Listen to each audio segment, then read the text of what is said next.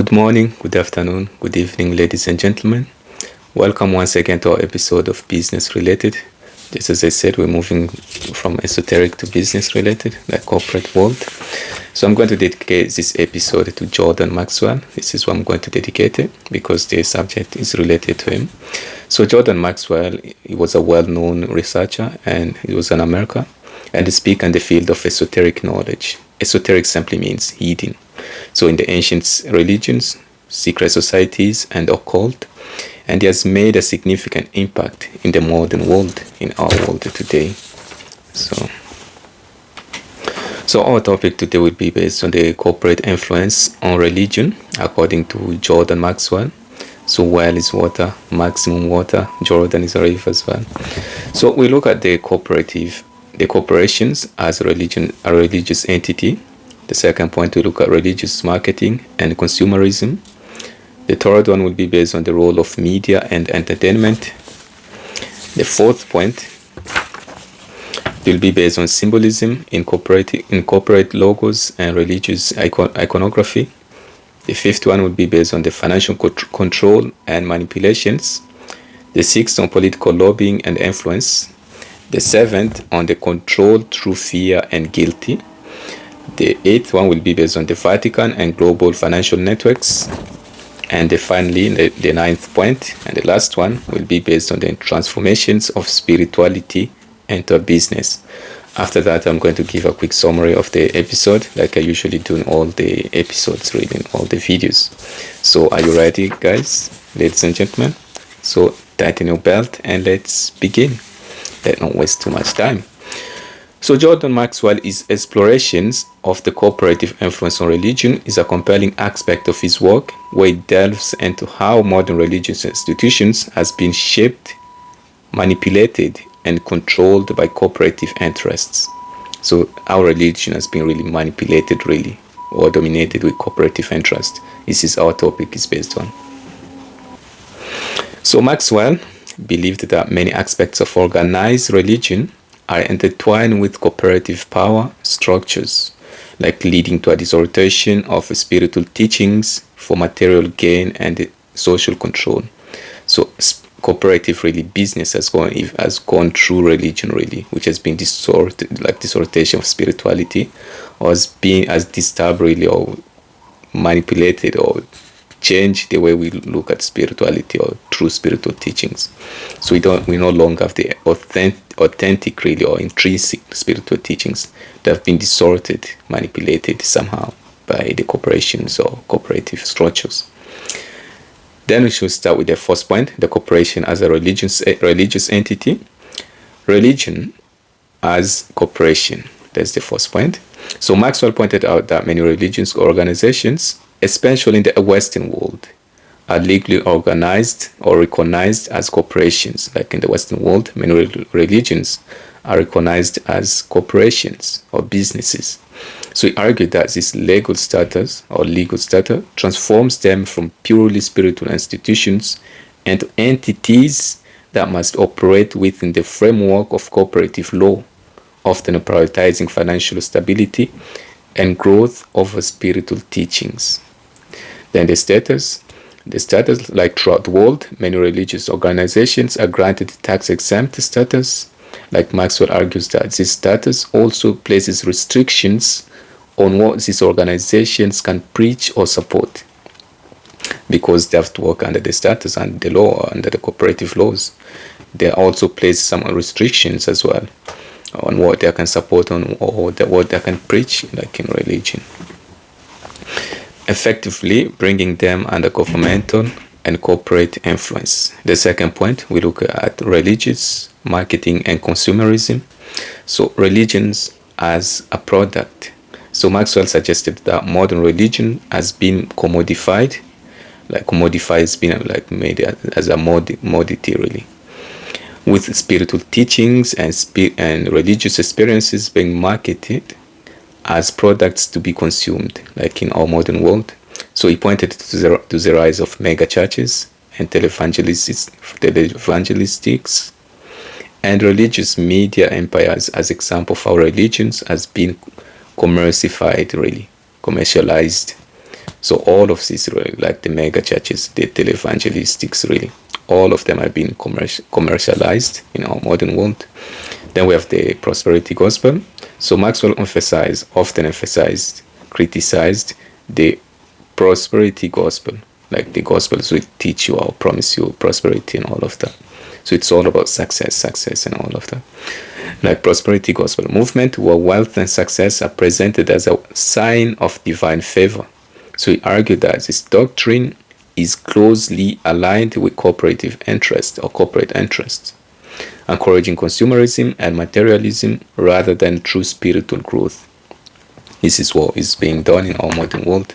So it's all about consumerism, really, all about materialism, which is being confused as divine favor in our modern world, like in the churches.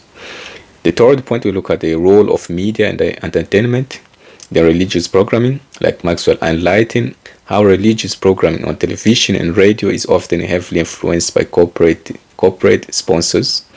He believed that the messages delivered through these channels are tailored to suit corporate interests, emphasizing obedience, consumption, and conformity, like the influence of the Hollywood. So Maxwell also discussed the role of Hollywood in shaping religious perceptions, like Hollywood is also shaping how people think about religion, or religion teach you how to think or how to develop perceptions or your beliefs, really. He argued that films and media often present as sanitized or distorted version of religious history and doctrine, which serves to reinforce corporate and governmental agendas. So those are like his arguments, really, about religion. Our religions have become like corporate or big business. The fourth point, we're going to look at the symbolism in corporate logos and religious iconography, like shared symbols between religions and corporate. Maxwell explored the use of similar symbolism in corporate logos and religious iconography, arguing that these shared symbols suggest a deep connection between corporate entities and religions or religious institutions. So there's a link between religious and corporate entities. Like, for example, like the use of the cross, like the old seeing eye, and other ancient symbols in both corporate branding and religious art was, according to Maxwell, indicative of the merging of corporative power with religion's influence. The fifth one is the financial control and manipulation. So like tithing and donations. So Maxwell discussed how the concept of tithing and religious donations has been exploited by religious organizations to amass wealth, often under the guise of spiritual obligations. So he argued that this financial manipulation is a form of cooperative influence, where religion is used to extract wealth from the faithful or the believers. So we have like the mega church and wealth, like the phenomena of mega churches, which often operate like larger corporations with vast financial resources, was a key focus for Maxwell. So he put more emphasis on the mega churches and the wealth which they are generating. So he believed that these institutions prioritize profit and expansion over genuine spiritual guidance, reflecting the influence of cooperative capitalism on religion. So he often say, like, if you're looking for spirituality, you cannot find it in your religion. It doesn't matter what is your religion. You cannot find spirituality there. So if you want to find spirituality or self-realization, self-improvement, you have to go and find it yourself by questioning, inquiry, really. The sixth point, we look at the political lobbying and influence of cooperative and religion. So religious political alliances, like Maxwell explored, how religious organizations often align with corporate-backed political movements. So he argued that these alliances serve to promote cooperative interests under the guise of religious values. Like, for example, the involvement of religious groups in political lobbying, particularly around issues like abortion, marriage, and education, so was seen by Maxwell as evidence of how religion is used to further corporate and political agendas. So like, for example, in America, people still confuse it. They think that religion has been separated with the government or politics. But if you look deep inside, religions and politics, they're still intertwined together. because we have the subjects like marriage, abortion, and education, religion usually jumps in, like you cannot abort, you cannot do this, you cannot do that, or you cannot, marriage is supposed to be like this and this, or how you form the family have to be like this and that. So we still have some religious beliefs really drawn in our politicals, because we have ideologies. From ideology you form your political views. From politics, then we have economy, you have culture, you have society, traditions. All of those have to be tailored or have to be customized to each government in every country. Then after that, we have the 7th point, which is like the control through fear and guilt, like what religion are doing, or the corporate, like manipulation of belief. So Maxwell argued that corporate influence religions often relies on fear, guilt, and shame to control followers or believers. So this emotional manipulation is used to ensure compliance and discourage questioning of the status quo, much like corporate strategies to maintain customer loyalty. So the same thing which they use, the same philosophy which they use in cooperative, the religions also use it, have adapted them as well. We have like the apocalypse and end times. So he also discusses apocalyptic themes are often emphasized in corporate influence religious teachings, keeping followers or believers in a constant state of fear and uncertainty, which can be exploited for financial gain as well. So if you are not certain of anything or the things which are coming in the future, then you still have that fear, that shame inside as well, that guilty. You have to keep giving, tithing, you have to keep doing donations and all of that, which is not a bad thing, but you have to know where you're donating, where you're tithing. You have to give those who are in need.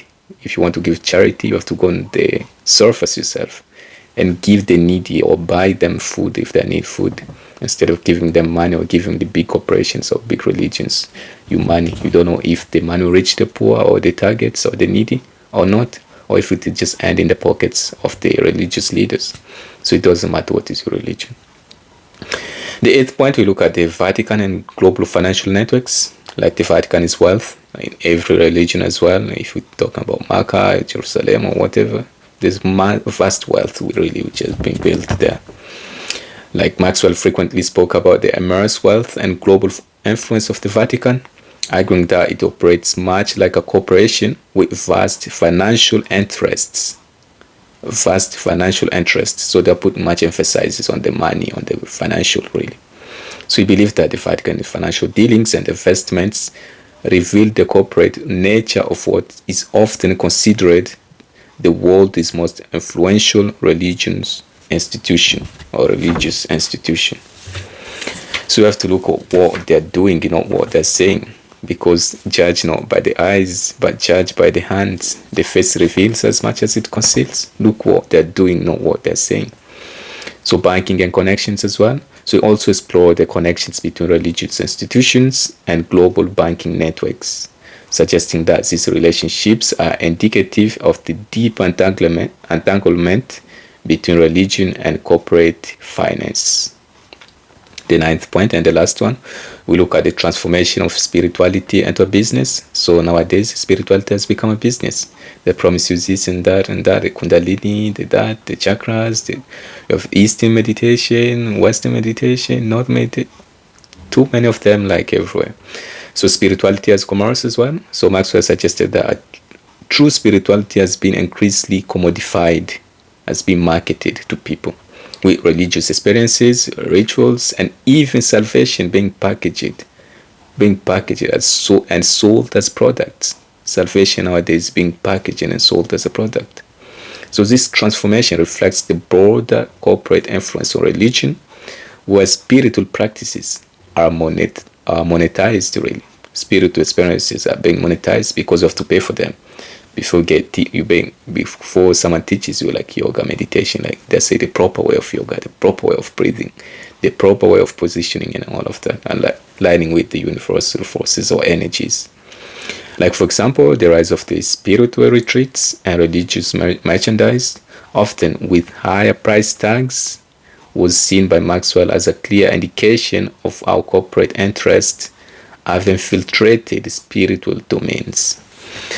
So this is a modern world which we're living in, like the esoteric knowledge and the spiritual knowledge, the religious knowledge, or any cooperative knowledge that have been hidden from the masses, really. And that's what Maxwell was doing, because he was a researcher.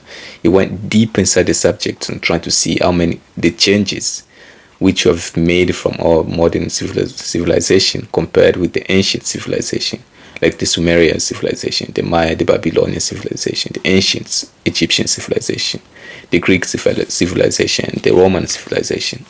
So what can we say about all of this? Like the cooperation, like the difference between the corporate influence on religion. So what can we say in summary about all of this on the case of Maxwell?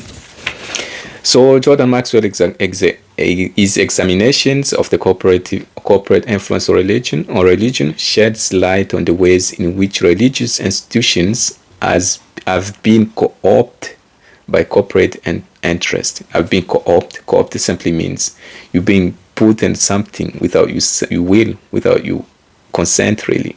So religious institutions have been co-opted by cooperative interests, from legal structures and financial manipulations to media influence and political alliances. Maxwell argued that modern religions has been deeply shaped by corporate power, often at the expense of genuine spiritual teachings, like what we saw, like promises, spiritual enlightenment, and all of that, salvation. So his work encourages a critical examination of the ways in which religion is presented and practiced in a world dominated by corporate interests, urging individuals to seek deeper, more authentic spiritual experiences. So instead of listening what your religion tells you, what this tell you, your cooperative, you this, you that, you have to sit down, really try to meditate upon life yourself, doing your own research about life. Like Socrates said, the Greek philosopher, the unexamined life is not worthy living. So thank you, ladies and gentlemen, for listening and for your patience. Commedia finita est.